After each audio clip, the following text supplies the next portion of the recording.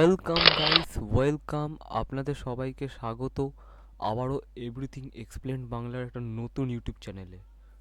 আজকের আমাদের টপিক আপনারা দেখতেই পাচ্ছেন, আজকের কোনো ইন্ট্রো নেই। আজকের আমাদের টপিকে ডিরেক্ট আমরা ডিপ ডাইভ করছি। আজকের আমাদের টপিক হচ্ছে ক্যান্সার ট্রিটমেন্টে এমআরএনএ ভ্যাকসিনের গুরুত্বপূর্ণ ভূমিকার অবদান। হ্যাঁ বন্ধুরা, এখন মেডিকেল ফিল্ড আর টেকনিক্যাল ফিল্ড দুটোই এতটাই অ্যাডভান্স হয়ে গেছে, ইনফ্যাক্ট দুটো কম্বাইন্ড হয়ে যে কাজ করছে, সেইখানে ক্যান্সারের টিকা বা ভ্যাকসিন ডিসকভার করা হয়ে গেছে। রিসেন্টলি রাশিয়া ক্লেম করেছে যে এক ধরনের এমআরএনএ ভ্যাকসিন তারা ডেভেলপ করেছে, যেটা ক্যান্সার ট্রিটমেন্টে হেল্প করছে, কার্যকরী ভূমিকা পালন করেছে। সেগুলো ট্রায়াল বেসিস সব কিছুই করা হয়েছে, সেগুলো নিয়ে আজকে ডিসকাশন হবে। তো আজ আমরা এই ক্যান্সার ভ্যাকসিনের ব্যাপারেই ডিসকাশনটা করতে চলেছি। তো অবশ্যই ভিডিওটি যদি ভালো লাগে লাইক, সাবস্ক্রাইব, শেয়ার করে দাও। আজকে আর কোনো ইন্ট্রো, কোনো আউটরো থাকবে না, ডিরেক্টলি আজকে ভিডিও থাকবে। এটা একটা খুব ইম্পর্টেন্ট টপিক। তো আশা করছি তোমরা সাপোর্ট করবে, তোমাদের সাপোর্টই আমাদের এগিয়ে নিয়ে দেবে। চলো আমাদের যাওয়া যাক। তো দেখো, the promise of mRNA a quick primer কি বলছে। এমআরএনএ কি আগে আমাদের এটা জানা উচিত। তোমরা সবাই পড়ে থাকবে, বা যদি আমাদের চ্যানেলের ভিডিও দেখতে থাকো তো সেখানেও দেখতে পাবে এমআরএনএ বা মেসেঞ্জার আরএনএ হচ্ছে এক ধরনের আরএনএ। আরএনএটা কি? রাইবো নিউক্লিক অ্যাসিড, ঠিক আছে? পড়েছি না ডিএনএ, আরএনএ, ছোটোবেলা থেকে বায়োলজিতে পড়ে আসছি, যেমন deoxy ribo nucleic acid, ribo nucleic acid. তো এটা হচ্ছে এই এমআরএনএ, যেটা কি করে তোর প্রোটিন সিনথেসিস করে। সেই এমআরএনএটাকে ইউজ করেই আমাদের যে ক্যান্সার ট্রিটমেন্টের জন্য যে ভ্যাকসিন বানানো হচ্ছে, সেটার ব্যাপারে আজকে ডিসকাশন হবে। তো প্রথমেই দেখো কি রয়েছে, সেন্ট্রাল ডগমা। সবার প্রথমে এটা আসি, সেন্ট্রাল ডগমাটা কি? সেন্ট্রাল মানে বুঝতে পারছো, একদম কোর ইউনিট যেটা বলে। ডগমা বলতে বোঝাচ্ছে যে আমাদের বডি কোর ইউনিট, আমাদের শরীরের মধ্যে সেন্ট্রাল ডগমা বলতে বোঝায় ডিএনএকে, ঠিক আছে? যেমন কি তুমি এখানে লেখা দেখতে পাচ্ছ, the central dogma of molecular biology describe the flow of genetic information. DNA is transcribed into messenger RNA অথবা mRNA, ঠিক আছে? তো ডিএনএ সেখান থেকে ট্রান্সক্রিপশন হয়ে এমআরএনএ, ঠিক আছে? সেখান থেকে ফার্দার ট্রান্সলেশন হয়ে প্রোটিন সিনথেসিস হয়। সেই পুরো প্রসেসটাকে আমরা সেন্ট্রাল ডগমার আন্ডারে পাই, ঠিক আছে? দেখো তারপর লেখা mRNA is translated into protein. MRNA vaccine leverage the process. MRNA ভ্যাকসিনটাও এই সেম প্রসেসেই কাজ করে আর কি, যেখানে তোমার ডিএনএটা আরএনএতে এমআরএনএতে ট্রান্সক্রিপশন হয়, সেখান থেকে এমআরএনএ থেকে ওটা প্রোটিনের সিনথেসিস হয়, ঠিক আছে? সেখান থেকে এটা তোমার আমাদের শরীরের মধ্যে ইনজেক্ট করা হয়। কি হচ্ছে ক্যান্সার স্পেসিফিক অ্যান্টিজেন। এবার এমআরএনএ ভ্যাকসিন সেটা টার্গেটটা কি করে, সেটা তো আর এমনি এমনি করে না, ঠিক আছে?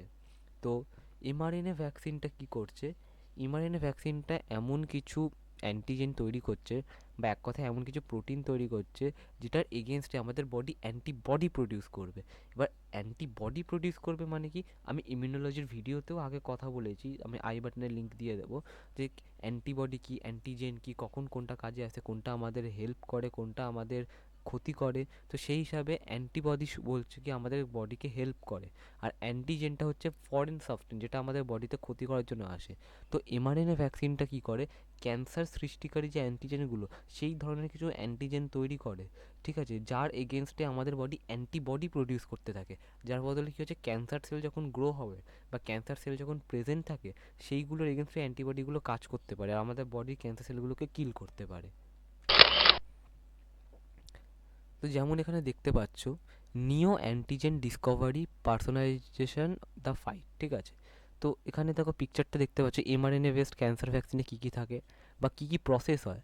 যে সবার প্রথমে দেখো এমআরএনএ কোটিং হচ্ছে, ঠিক আছে? Neo antigen, what is neo antigen? তো দেখো, neo antigens are mutated protein that are unique to a patient tumour. Neo antigen হচ্ছে এক ধরনের মিউটেটেড প্রোটিন, যেটাকে মিউটেশন করে বানানো হয়েছে প্রোটিনটাকে, যেটা পেশেন্টসের টিউমার আইডেন্টিফিকেশানে হেল্প করে। দে আর দ্য কি target for personalised mRNA cancer vaccine. এই এমআরএনএ যে ক্যান্সার ভ্যাকসিন যেগুলো, এগুলোর মধ্যে নিও অ্যান্টিজেনকে অ্যান্টিজেন হিসাবে ইউজ করা হয়।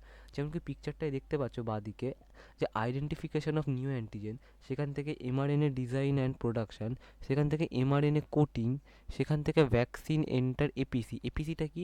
এপিসিটা হচ্ছে তোমার অ্যান্টিজেন প্রেজেন্টিং সেল যেমন ম্যাক্রোফাজ বলো, ডেনড্রাইটিক সেল বলো, সেখান থেকে কি হচ্ছে antigen production, immune activation, B cell T cell activate হচ্ছে, সেখান থেকে ওরা অ্যান্টিবডি তৈরি করছে, আর আলটিমেটলি গিয়ে ক্যান্সার সেলকে কিল করে দিচ্ছে। ঠিক আছে, তো এটা হলো। সেকেন্ড কি বলছে, recent advances in genomics and artificial intelligence have revolutionary and new antigen Discovery. এই যবে থেকে নিউ অ্যান্টিজেন ডিসকভারিটা হয়েছে তবে থেকেই ক্যান্সার ট্রিটমেন্টে একটা নতুন ব্লুম, নতুন একটা এরা দেখা গেছে। ঠিক আছে, যেখানে AI powered algorithm, artificial intelligent power algorithm, ঠিক আছে, যেগুলো ওই ক্যান্সার সেলকে ট্রিটমেন্ট করতে, আইডেন্টিফাই করতে, নিউ অ্যান্টিজেনের সাহায্যে ক্যান্সার ট্রিটমেন্টের এফিসিয়েন্সিটাকে বাড়াতে প্রচণ্ড পরিমাণে হেল্প করে। তবে কি দেখো একটা এক্সাম্পল দিচ্ছে, for example a recent study published in nature reported that AI based new antigen prediction model improved accuracy by 30%। This allows for even more targeted the effective vaccine. তো কি বলছে, এই নিউ অ্যান্টিজেনের ডিসকভারিটা আরও 30% ইমপ্রুভ করেছে cancer সেলকে আইডেন্টিফিকেশানেতে। তারপর কি বলছে, clinical trial. তো এই ভ্যাকসিনটাকে ক্লিনিক্যাল ট্রায়ালও করা হয়েছে, তার পজিটিভ রেজাল্টও পাওয়া গেছে যথেষ্টভাবে। ঠিক আছে, যেমন কি মেলানোমা যে ক্যান্সারগুলো, ঠিক আছে, হোয়াট ইজ মেলানোমা ক্যান্সার? তো মেলানোমা হচ্ছে সেই ধরনের ক্যান্সার যেগুলো তোমার বডির এক জায়গায় তৈরি হয়ে সারা জায়গাতে স্প্রেড হয়ে যায় থ্রু আউট দ্য ব্লাড বা থ্রু আউট দ্য ভেসেল। ঠিক আছে, তো কি বলছে এখানে, a study published in the New England Journal of Medicine showed that a melanoma vaccine developed by Moderna and Merck. ঠিক আছে, একটা মেলানোমা ভ্যাকসিন, মেলানোমা ক্যান্সার এগেনস্টের যে ভ্যাকসিন সেটা মডার্না আর মার্ক ডেভেলপ করেছে in combination with Keytruda significantly reduce the risk of cancer recurrence by 44%। যেখানে কি হচ্ছে, এই মেলানোমা ভ্যাকসিনটা ক্যান্সারের যে হওয়া যে প্রবণতা বা রিস্কটাকে 44% অবধি কমিয়ে দিয়েছে। ঠিক আছে, সেকেন্ড কি বলছে, প্যানক্রিয়াটিক ক্যান্সার। এখানে কি বলছে, রিসার্চ পাবলিশড ইন নেচার একটা website highlighted a pancreatic cancer vaccine that induced immune responses in 94% of patients, leading to a delay in cancer recurrence। তো কি বলছে, যে প্যানক্রিয়াটিক ক্যান্সার যেগুলো, সেগুলোতে এটা পাওয়া গেছে যে এটা 94% পেশেন্টের মধ্যে যে ক্যান্সার ডেভেলপমেন্টের যে প্রসেসটা বা যে ক্যান্সারটা তৈরি হয় তাকে ডিলে করে দেয়, মানে তাকে স্লো ডাউন করে দেয়, তাকে আস্তে আস্তে আস্তে আস্তে ফর্ম হতে কাজ করে। আর এই সব কিছুই কিসের মাধ্যমে হচ্ছে, এই নিও অ্যান্টিজেনটার মাধ্যমে হচ্ছে, যেটা এমআরএনএ ভ্যাকসিন বা এই ধরনের ভ্যাকসিনগুলোর মধ্যে পাওয়া যাচ্ছে। থার্ড টাইপ অফ হচ্ছে লাং ক্যান্সার। এখানে কি বলছে, early result from a clinical trial presented at the American Society of Clinical Oncology ASCO meeting showed promising outcomes in shrinking tumours for a lung cancer vaccine. কি বলছে, ASCO বা American Society of Clinical Oncology যেটা আছে, তারা একটা clinical trial চালিয়েছে, যেখানে কি হচ্ছে যে লাং ক্যান্সার যেগুলো রয়েছে সেগুলো হচ্ছে ক্যান্সারের সাইজ সেটাকে শ্রিঙ্ক মানে কুঁচকে দিতে বা ওগুলো কমিয়ে দিতে এই লাং ক্যান্সারের যে ভ্যাকসিনগুলো সেগুলো খুব এফেক্টিভভাবে কাজ করছে, further supporting the potential of mRNA vaccine in various cancer treatment.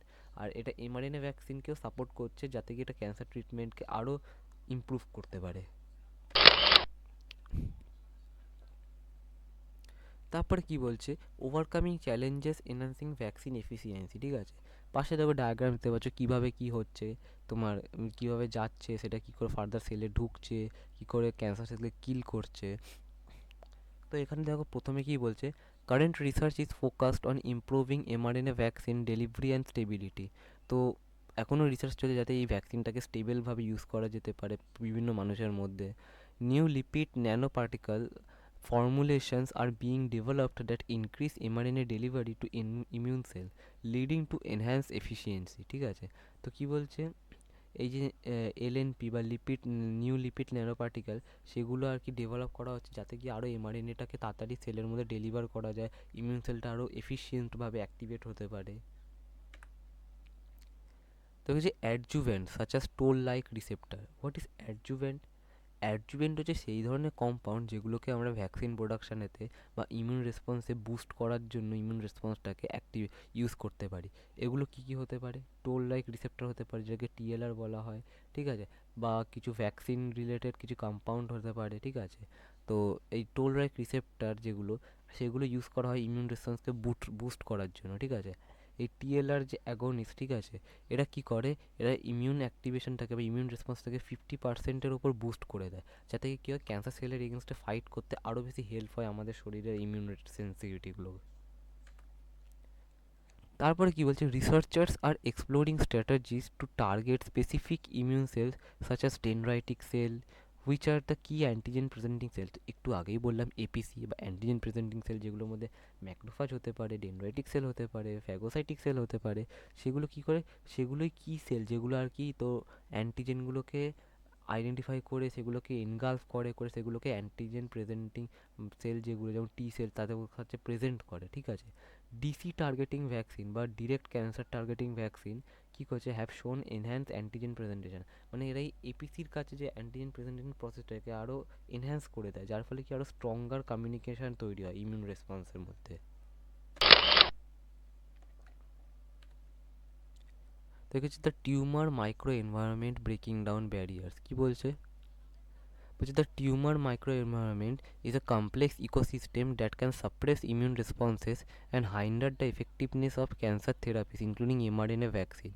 বলছি টিউমার মাইক্রো এনভায়রনমেন্ট যেটা রয়েছে তার একটা কমপ্লেক্স ইকোসিস্টেম, ঠিক আছে, যেটা কি করে ইমিউন রেসপন্সগুলোকে সাপ্রেস করে, ঠিক আছে, এবং যে এমআরএনএ ভ্যাকসিনগুলো রয়েছে বা ক্যান্সার থেরাপি যেমন chemotherapy, immunotherapy, CAR T cell therapy, থেরাপিগুলোকে সাপ্রেস করে দিতে পারে। কি বলছে, recent strategies focus on overcoming this challenges. One approach is to combine mRNA vaccine with check point inhibitor.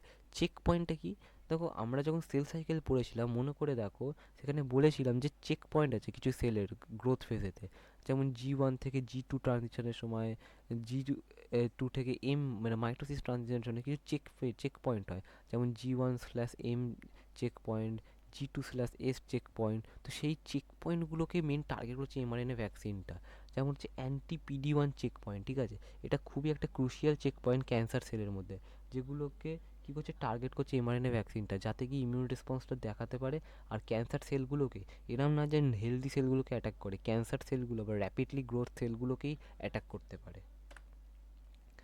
তারপর বলছে another promising strategy is to use oncolytic viruses.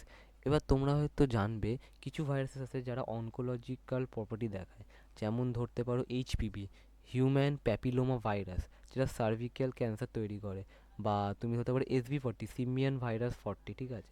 এই ধরনের কিছু অনকোলজিক্যাল ভাইরাস আছে, যেমন ধরতে পারো তুমি এইচআইভিকেও একটা অনকোলজি ভাইরাসের আন্ডারে রাখা যেতে পারে, ঠিক আছে।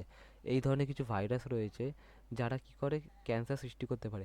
এই ধরনের ভাইরাস কেউ মিউটেটেড করে তাদের রেপ্লিকেশন প্রসেসটাকে ইনহিবিট করে তাদেরকে একটা এমআরএনএটাকে নিয়ে একটা এমআরএনএ ভ্যাকসিন রূপে ক্যান্সার সেল থেরাপি বা ট্রিটমেন্ট হিসাবে ইউজ করা যেতে পারে।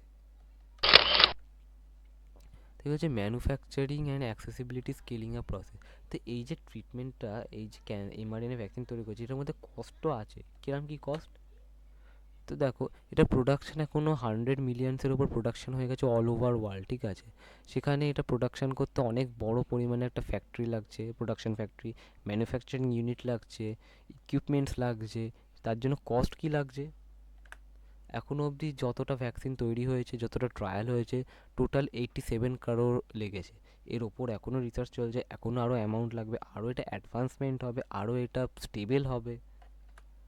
তবে হচ্ছে গ্লোবালি এটা কী করছে, গ্লোবালি এটা প্রচুর পরিমাণে ইউজ হবে এরপর থেকে। এখনও অনেক লোকদের ট্রায়ালেতে পজিটিভ রেজাল্ট দেখা গেছে, 10 জনের মধ্যে 4জন পুরোপুরি কিওর হয়ে গেছে, বাকি 6জনের খুব বেটার রেজাল্ট দেখা গেছে, ক্যান্সারটা আগের থেকে অনেক ডিক্রিজ হয়েছে। এই ধরনের এখনও চলছে এর উপর ট্রায়াল, রিসেন্টলি ডেভেলপড হয়েছে, আরও বেশি ডেভেলপড হবে। The future of mRNA cancer vaccine, A new era of immunotherapy. আমরা পড়ে এসেছি ইমিউনোথেরাপি মানে কি, ইমিউন সেলসকে নিয়ে ক্যান্সারের এগেনস্টে যে থেরাপিটা, ঠিক আছে। তো এই এমআরএনএ ভ্যাকসিনটা ইমিউনোথেরাপির কাছে খুব ব্লুম একটা কারিয়ার পালন করবে। এ হচ্ছে the future of mRNA cancer vaccine is bright and promising. We are witnessing the development of combination therapies that combine mRNA vaccine with other immunotherapy such as CAR T cell therapy. CAR T সেলটা কি, কারটা হচ্ছে এক ধরনের টি sell, ঠিক আছে। টি sell মানে কি, থাইমাসে যে সেলগুলো থাকে যেগুলো আমাদের ইমিউন রেসপন্সকে ট্রিগার করে, যে বি সেল টি সেল। তো এই কার টি সেল থেরাপির সঙ্গে এমআরএনএ ভ্যাকসিনটা কম্বাইন করে খুব একটা ইমপ্রুভড একটা ট্রিটমেন্টের ব্যাপারে এখনও অবধি রিসার্চ করা হচ্ছে, যেটা সব ধরনের ক্যান্সার সেল, যেমন pancreatic cancer, lung cancer, neck cancer, ঠিক আছে, কোলেস্টেরল ক্যান্সার, তারপর হচ্ছে কোলন ক্যান্সার, তারপরে তোমার স্কিন ক্যান্সার, এই ধরনের ক্যান্সারগুলোকে ট্রিট করতে খুবই হেল্প করে, ঠিক আছে। অলসো অনকোলাইটিক ভাইরাসকে ইউজ করা, চেক পয়েন্ট ইনহিবিটার ইউজ করা, এই ধরনের কিছু কিছু অ্যাপ্রোচ ইউজ করে এই ট্রিটমেন্টটাকে আরও এনহ্যান্স করা হচ্ছে। Clinical trials are expanding to other cancer type including breast cancer, colon cancer, এক্ষুনি যেটা বললাম, prostate cancer, demonstrating the versatility of this technology. The development of preventative mRNA vaccine for high risk population holds the potential to significantly reduce the incidence of cancer. তো কি বলছে, যে prostate cancer বলো, colon cancer বলো, breast cancer বলো, এগুলোকে এই যে এমআরএনএ ভ্যাকসিন বা এই যে টেকনোলজিটা, এটা দিয়ে ভার্সাটাইল করা হচ্ছে, ঠিক আছে, যাতে কি এমআরএনএ ভ্যাকসিনটা এই ধরনের যে ক্যান্সারগুলো যে রিস্কটা, তাদের প্রবণতাটা, সেটাকে কমাতে সাহায্য করে, কিওর করতে হেল্প করে। The advancement in mRNA vaccine are ushering in a new era of immunotherapy. ইমিউনোথেরাপিতে অলরেডি চলে আসছে, এই এমআরএনএ ভ্যাকসিনটা ক্যান্সারের এগেনস্টে ইমিউনোথেরাপিটাকে আরও এক স্টেপ ওপরে আরও অ্যাডভান্সমেন্ট প্রোভাইড করছে, যাতে কি কী করে, আগে যদি আমাদের ট্রিটমেন্টে 80% এফিসিয়েন্সি থাকতো, এখন সেটা 95% এফিসিয়েন্সি থাকবে, ইন ফিউচার এটা পুরো 100% হয়ে যাবে। তো এটা একটা খুব দারুণ একটা ক্যান্সারের এগেনস্টে ট্রিটমেন্ট ডিসকভারি হয়েছে। তো এটার সাহায্যে আমরা আগামী দিনে যাদের যাদেরই ক্যান্সার বা এই ধরনের কিছু টিউমার জাতীয় কিছু হচ্ছে, তাদের এগেনস্টে ট্রিটমেন্টটা করতে পারবো। অবশ্যই এটা একটা অ্যাডভান্স ট্রিটমেন্ট, এখানে খুবই কস্ট আছে, খরচা আছে, টাইম সাপেক্ষ ব্যাপার আছে, ক্যান্সারের স্টেজ আছে, সেই হিসাবে এটা করা হবে। বাট এটা ক্যান্সার ট্রিটমেন্টের জন্য একটা নতুন এরা, একটা নতুন মানে ভার্সেটাইলিটি খুলে দিয়েছে। তো আই হোপ তোমাদের আজকে ভিডিওটি খুব ভালো লেগেছে। যদি ভিডিওটি ভালো লাগে তাহলে অবশ্যই লাইক করো, শেয়ার করো, সাবস্ক্রাইব করো, আর দেখা হচ্ছে তোমাদের সাথে নতুন একটি ভিডিওতে। ততক্ষণে গুড বাই।